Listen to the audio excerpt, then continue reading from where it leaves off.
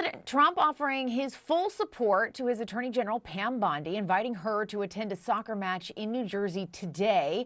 All of this amid a MAGA world revolt over Bondi's handling of the so-called Jeffrey Epstein files. A Justice Department memo concluding there is no evidence of a client list for the disgraced financier and convicted sex offender. CNN Chief Data Analyst Harry Enten is here to run the numbers. Harry, good to see you. Nice to see you. I am wondering, how much interest is there in the so-called Epstein files? Well, if my buddy Vin from Jersey is any sign, there's a lot of interest. He won't shut up about it, but he's not the only one who won't keep quiet about it. What are we talking about here? Why don't we take a look at Google searches for Jeffrey Epstein? Take a look at this. Today versus a week ago. Up like a rocket, up 1,900%. My goodness gracious. And get this, it is currently the top term topic being searched alongside Donald Trump today. If Donald Trump, who is begging, asking his supporters to drop it, he is not getting his wish whatsoever. His supporters are not dropping it.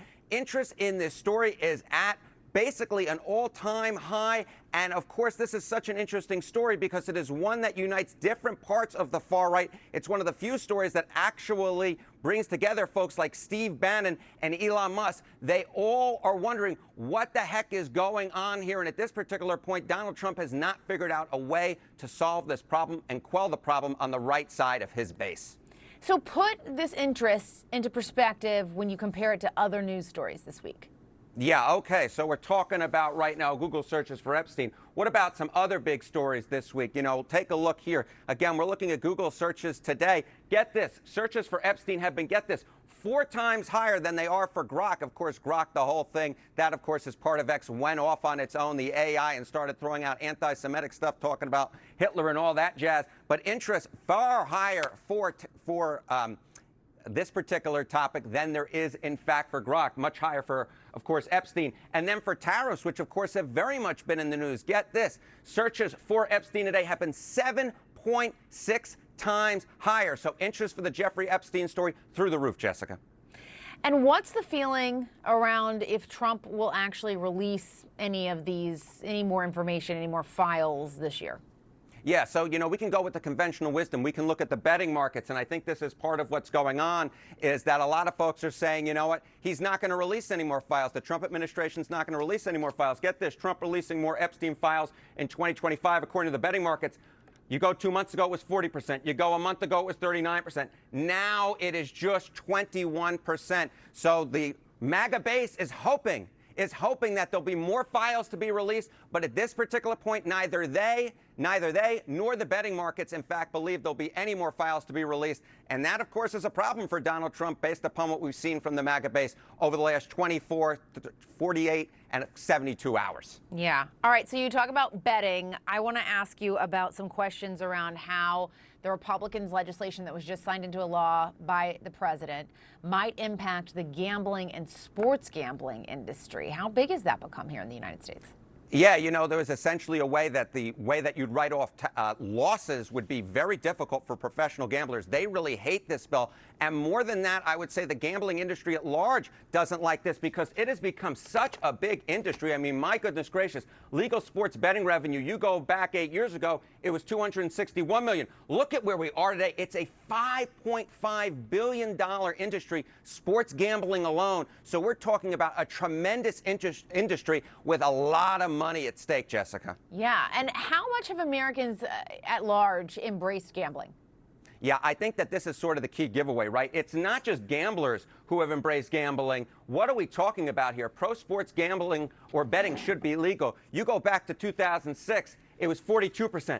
Up again like a rocket to 58% now. So it's going to be very interesting to see how Americans at large react to the big, beautiful bill. We already know approval for it is low. The more we learn about it, it'll be interesting to see how folks sort of feel about it. When it comes to pro sports gambling, I'm not sure they're going to like it, Jessica. In fact, I might even bet on it. Ah, how about that? Harry Enten, good to see you.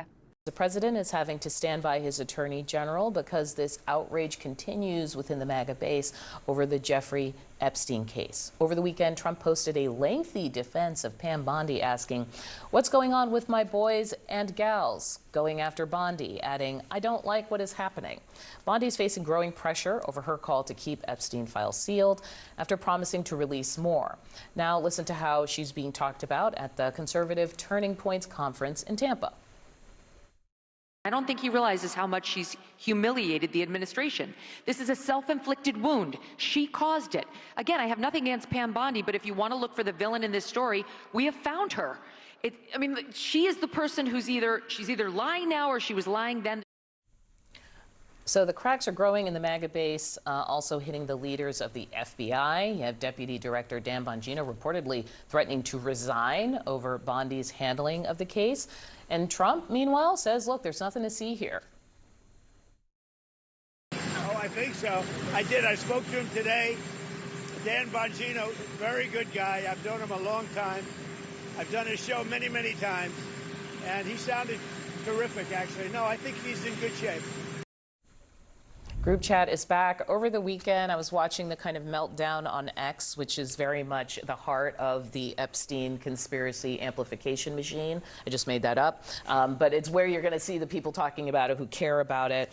What did you think, though, of seeing such a direct explanation? It is her fault. Yeah, so Donald Trump might not be taking sides, but the MAGA universe is totally taking Dan Bongino's side here. You see a lot of heat coming up against Pam Bondi, and one of the reasons is because she gave an interview where she said, I have the files on my desk, I've looked through them, I've seen them with my own eyes, we're going to make this a priority. So when you say that, you are implying that there is something there and you're going to release it. And then they actually did end up releasing some stuff to They did. And she always said, I'm going redacted. to review it, Yes. right? And I think that I'm parsing her language here, but it just feels like she's really taking the heat here. Kash Patel, Dan Bongino are kind of not as much. Well, okay, just on the review it language, like the way she made it sound in that statement was that I'm going to get to the accountability here. Even if she didn't explicitly say, okay, there's something in these documents that you needed to see, she sort of implied it. And so I think that's why you have the whole MAGA universe coming after her for this. It is interesting that Bongino, though, seems to not be taking as much heat when,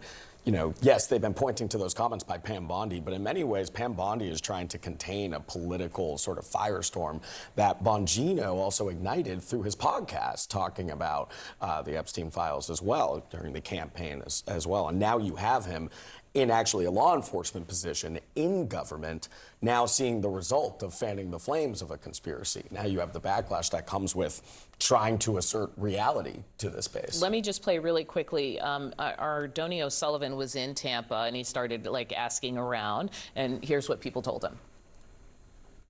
I don't think people are going to be quiet about it until they really do it.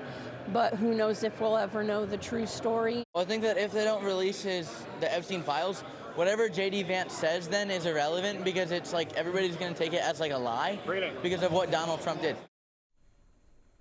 And you also had General Mike Flynn tweeting out, please understand the Epstein affair is not going away. Look, if your entire movement is based on telling people that the government is lying to them about just about everything, you're never going to be able to convince them that suddenly the government is telling the truth. And we've kind of gone behind the curtain here where, if you now run things, it becomes difficult to say, you know what, believe us, oops. Is this a test for the president? Meaning, most of the time he can say, like with the Iran strikes, no, okay, this is what I say it is.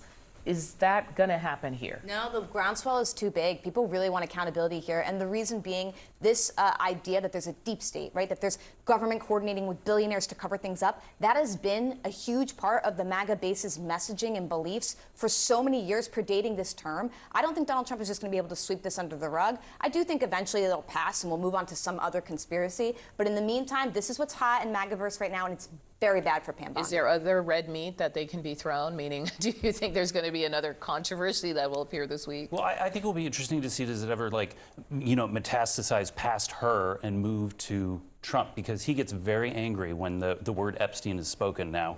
Does it move? And you heard that person even saying, well, even if J.D. Vance says X and Y, just kind of sending that signal that there's no emissary you can send here. that's going to make us feel like this is over.